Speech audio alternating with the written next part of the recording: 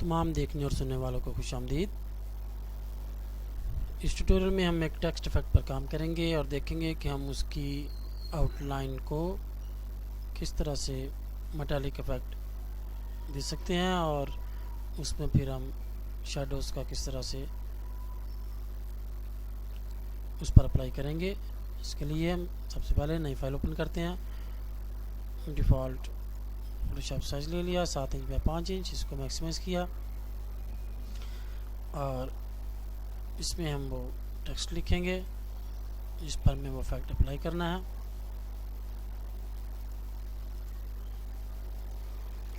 कोई भी टेक्स्ट लिख लें और इसमें हमें ये करना है कि इसको हम कर लेते हैं, इसको अनफोल्ड किया और इसको सेंटर लाइन कर लेते हैं। टेक्स्ट को क्लिक किया और नीचे वाली लेयर जो बैकग्राउंड की थी जिसके साथ हमें इसको लाइन करना है उसको सेलेक्ट किया और इसको हम हॉरिजॉन्टली हमने इसको सेंटर कर लिया। इसको सेलेक्ट किया और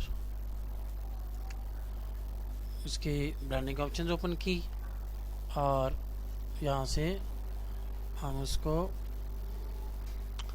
मोबाइल एम्बोस डिफ़ॉल्ट सेटिंग उसकी यहाँ से हमने ये करना है कि एक तो कलर ओवरले और ड्रॉप शैडो इनको ओके कर दिया और जो हमारा बेवल एम्बोस है इसको सेलेक्ट करके यहाँ हमने ये करना है कि जी ये जो ग्लास कंटोर शेडिंग वाले पोर्शन में इसको इस टाइम नन सेलेक्टेड है, यानी कोई भी इफेक्ट इसका इस टाइम सेलेक्टेड नहीं है। यहाँ से हम नीचे वाली लाइन में जो तीसरे नंबर पर है रिंग डबल इसको क्लिक करेंगे और यहाँ से हमने ये करना है कि इनर बेवल की बजाय इसको आउटर बेवल। आप देखेंगे जैसे ही आउटर बेवल किया उसकी आउटलाइन में मेटालिक इफेक्ट आ गया और बीच में उसके जो कलर ओवर एज से डिफ़ॉल्ट कलर था वो अप्लाई हो गया। इसको हम ओके करेंगे। ये हमारा इफेक्ट तैयार हो गया, लेकिन इसको हम मज़ीद इसमें कुछ ऐड करना चाह रहे हैं। इसका जो शेडो है हम वो बनाएंगे। इसके लिए हम ये करते हैं कि इसी लेयर की कॉपी कर लेते हैं और इसको हम कर लेते हैं जी, इस पर हम करेंगे राइट क्लिक और रेस्टराइज लेयर।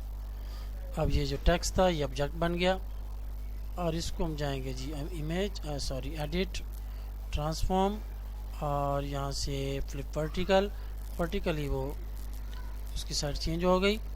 इसको अब हमने डाउन करना है उस लेयर को सिलेक्ट रखते हुए।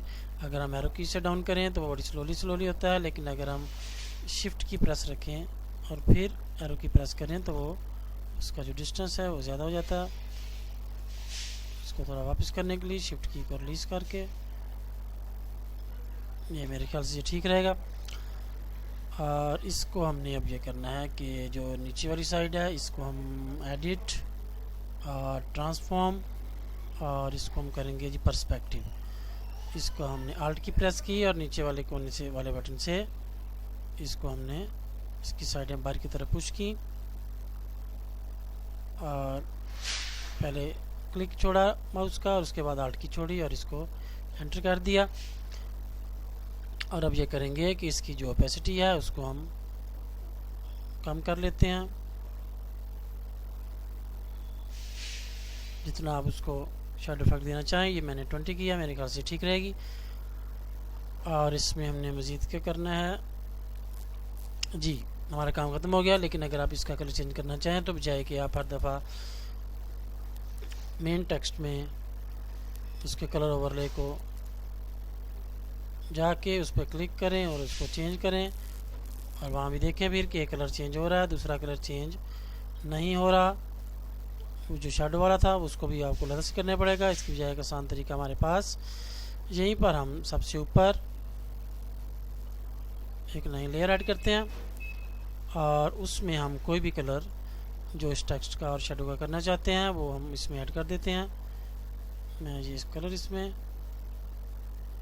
ऐड कर देता हूँ। इसको आल्ट डिलीट, वो पूरी लेयर इससे फिल हो गई और ये जो लेयर का जो मोड्स वाला मेन्यू था उसको हमने ओपन किया और इसमें जो थर्ड लास्ट ह्यू पे क्लिक किया तो आपने देखा कि उसका जो कलर यहाँ सेलेक्टेड था वही उसके असल टेक्स्ट में भी ऐड हो गया और वही उसके शेडो पर भी अप्लाई हो गया। कलर चेंज करना चाहें सिंपली यहाँ पर उस लेयर को सेलेक्ट किया और यहाँ से हम कलर उसका जो भी चाहें चेंज कर लें। इसको ओके किया, ऑल डिलीट से वो इसमें कलर फिल हो गया और वही इन दोनों लेयर्स पर ऑटोमेटिक नमूदार हो गया। और इस तरह से हमारा ये काम मुकम्मल हो गया। अब इस जो सेटिंग थी इसको हम चाहें तो स्टाइल्स पैलेट में जाकर, जिस तरह से हम दूसरे ट्यूटोरियल्स में हमने अपने जो इफेक्ट्स थे उनको सेव किया था, इसी तरह से आप इसको भी सेव करके आइंदा किसी टेक्स्ट पर भी अप्लाई करने के लिए महफूज रख सकते हैं ताकि हमारा टाइम बच सके। उम्मीद है कि ये छोटा सा ट्यूटोरियल आपको पसंद आया होगा। फिर मिलते हैं।